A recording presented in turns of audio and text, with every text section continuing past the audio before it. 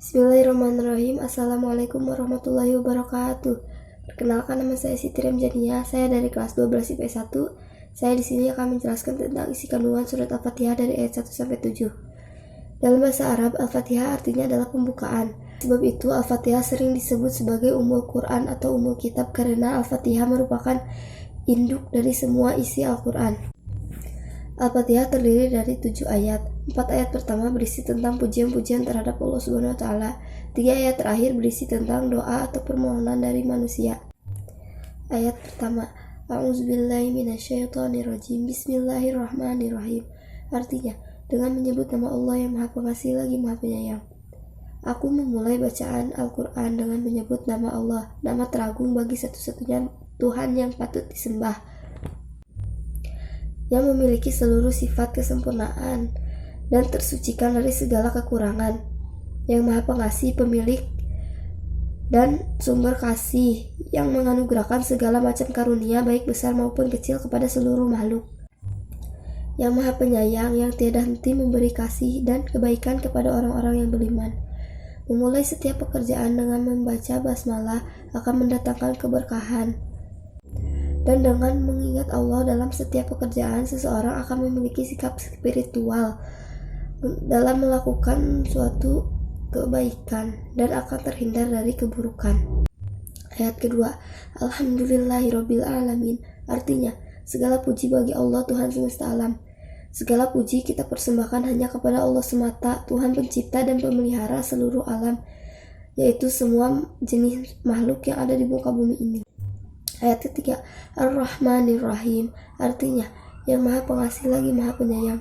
Dialah yang Maha Pengasih, pemilik dan sumber kasih, yang menganugerahkan kepada setiap makhluk segala macam karunia, baik besar maupun kecil, dan Maha Penyayang, yang selalu memberi kasih dan sayang kepada orang-orang yang beriman. Ayat keempat, Malik Yaumiddin. Artinya, yang menguasai hari pembalasan. Dialah satu-satunya pemilik hari pembalasan dan perhitungan atas segala perbuatan, yaitu hari kiamat. Kepemilikannya itu bersifat mutlak dan tidak disekutui oleh sesuatu apapun. Ayat kelima, Iyyaka na'budu wa iyyaka nasta'in. Artinya, hanya kepada Engkau Allah kami menyembah dan hanya kepada Engkau Allah kami mohon pertolongan.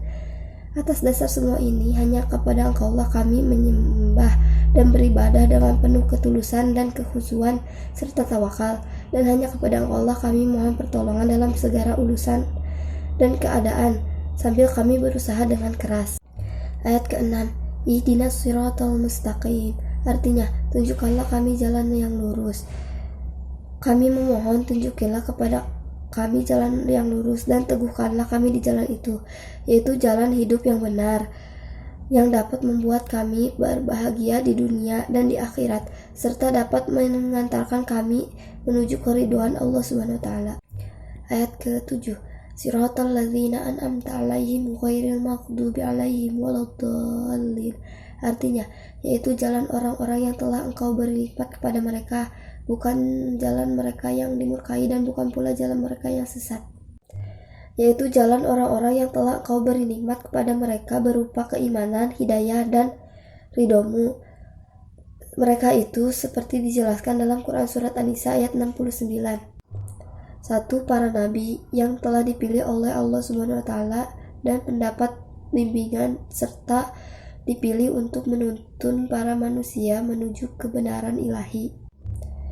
2. Sidikin, yaitu orang-orang yang selalu benar dan jujur, tidak ternodai oleh kebatilan yang bertentangan dengan kebenaran. 3. Syuhada, yaitu mereka yang bersaksi atas kebenaran dan kebajikan melalui ucapan dan tindakan, walaupun harus mengorbankan nyawa sekalipun. Mereka itu disaksikan kebenaran dan kebajikannya oleh Allah Subhanahu wa Ta'ala, para malaikat, dan lingkungan sekitarnya. Dan yang keempat, yaitu sholihin, yaitu orang-orang soleh yang tangguh dalam kebajikan dan selalu berusaha mewujudkannya.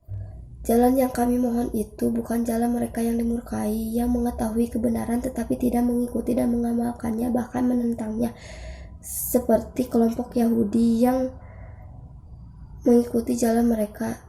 dan bukan pula jalan mereka yang sesat dari jalan kebenaran dan kebaikan, seperti sebagian kelompok Nasrani dan yang sejalan dengan mereka, sebab mereka enggan beriman dan mengikuti petunjukmu. Sekian dari saya. Wassalamualaikum warahmatullahi wabarakatuh.